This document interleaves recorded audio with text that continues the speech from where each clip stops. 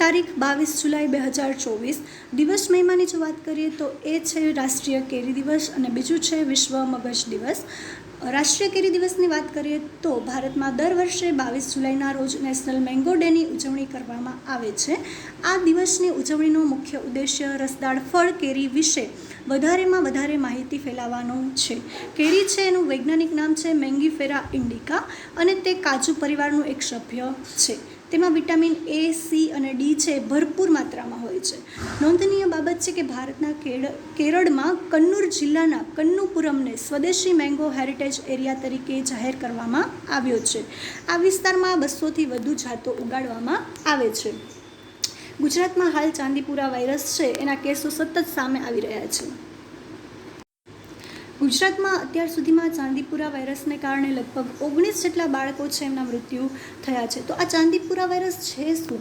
Chandipura virus છે એક દુર્લભ પરંતુ જીવલેણ એવો વાયરસ છે. ચાંદીપુરા વાયરસ છે એ એક એવો વાયરસ છે જેમાં હડકવા માટે જવાબદાર લીસા વાયરસ જેવા અન્ય નોંધપાત્ર વાયરસનો પણ સમાવેશ થાય છે.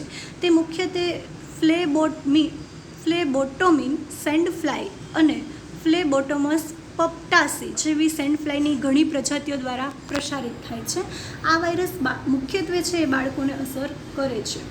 1965માં એન્સેફાલિટીસના ફાટી નીકળ્યા બાદ ભારતના મહારાષ્ટ્રના ચાંદીપુરા ગામમાં આ વાયરસને પ્રથમ વખત ઓળખવામાં આવ્યો હતો. આથી આ વાયરસનું નામ ચાંદીપુરા વાયરસ રાખવામાં આવ્યું છે. ભારતમાં આ રોગનો સૌથી નોંધપાત્ર પ્રકોપ 2003-04માં મહારાષ્ટ્ર, ઉત્તર ગુજરાત અને આંધ્રપ્રદેશ જેવા રાજ્યોમાં જોવા મળ્યો હતો. હવે ચાંદીપુરા વાયરસના લક્ષણો કયા કયા છે? એક તો તાવ આવે કે તીવ્ર તાવની અચાનક શરૂઆત થાય, માથાનો દુખાવો થાય, તીવ્ર માથાનો દુખાવો ઘણીવાર તાવ સાથે થાય છે. ઉલટી એટલે કે ઉબકા અને ઉલટી એ સામાન્ય લક્ષણ છે એના. આંચકી પણ આવી શકે છે, ખાસ કરીને ગંભીર કિસ્સાઓમાં આંચકી પણ આવે છે. એન્સેફાલિટીસ એટલે કે મગજની બળતરા ગંભીર ન્યુરોલોજીકલ લક્ષણ તરફ એ દોરી જાય છે. બદલાયેલ માનસિક સ્થિતિ જેમાં મૂંઝવણ, ચીડિયાપણું, બદલાયેલ ચેતના જોઈ શકાય છે.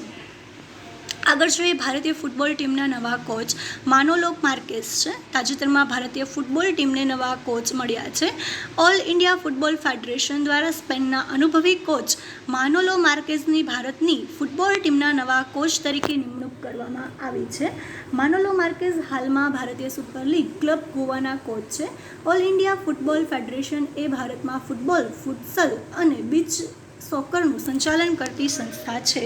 તે ફિફાનું સભ્ય છે અને એશિયન ફૂટબોલ કોન્ફેડરેશન અને દક્ષિણ એશિયન ફૂટબોલ ફેડરેશન સાથે તે જોડાયેલું છે. AIFFના વર્તમાન પ્રમુખ શ્રી કલ્યાણ ચૌબે છે. આગળ જોઈએ ચીને વિશ્વની પ્રથમ કાર્બન ફાઇબર હાઈસ્પીડ ટ્રેનનું અનાવરણ કર્યું. ચીને તાજેતરમાં હાઈસ્પીડ રેલ ટેકનોલોજીમાં ગ્રાઉન્ડ બ્રેકિંગ એડવાન્સમેન્ટ રજૂ કર્યું છે. ઇન્ટરેસ્ટિંગ એન્જિનિયરિંગ અનુસાર ચીને ઇતિહાસમાં પ્રથમ કાર્બન ફાઇબર હાઈ સ્પીડ ટ્રેનનું અનાવરણ કર્યું છે. આ ટ્રેન પરંપરાગત ટ્રેનો કરતાં નોંધપાત્ર રીતે હળવી છે. અહેવાલો અનુસાર આ કાર્બન ફાઇબર ટ્રેન છે એ 87 માઇલ પ્રતિ કલાકની ઝડપે પહોંચશે અને નિયમિત સ્ટીલ ટ્રેનો કરતાં 7% ઓછી ઉર્જાનો ઉપયોગ કરશે. પરિવહનમાં સ્વસ્થ ઓછા કાર્બનવાળા ભાવિ માટે આ નવો વિચાર ખૂબ જ મહત્વપૂર્ણ છે. પરીક્ષાલક્ષી સંભવિત પ્રશ્નો કેવા પૂછાઈ શકે? જેમાં પહેલું છે ભારતમાં નેશનલ મેંગો ડે તરીકે કયો દિવસ ઉજવાય છે? જેનો જવાબ આવશે સી 22 જુલાઈ. પ્રશ્ન 2 છે વિશ્વ મગજ દિવસ તરીકે કયો દિવસ ઉજવાય છે? તો એમાં પણ જવાબ આવશે સી 22 જુલાઈ. ત્યાર પછીનો પ્રશ્ન 3 છે તાજેતરમાં ગુજરાતમાં ચાંદીપુરા વાયરસના કેસો સતત સામે આવી રહ્યા છે. આ ચાંદીપુરા વાયરસ વિશે નીચેના પૈકી કયા વિધાનો સાચા છે? તો જેનો જવાબ આવશે ડી એટલે કે 1, 2 અને 3 ત્રણેય વિધાનો છે એ સાચા છે.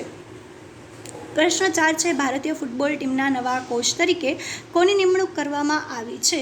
તો જેનો જવાબ આવશે એ માનોલો માર્કેસ.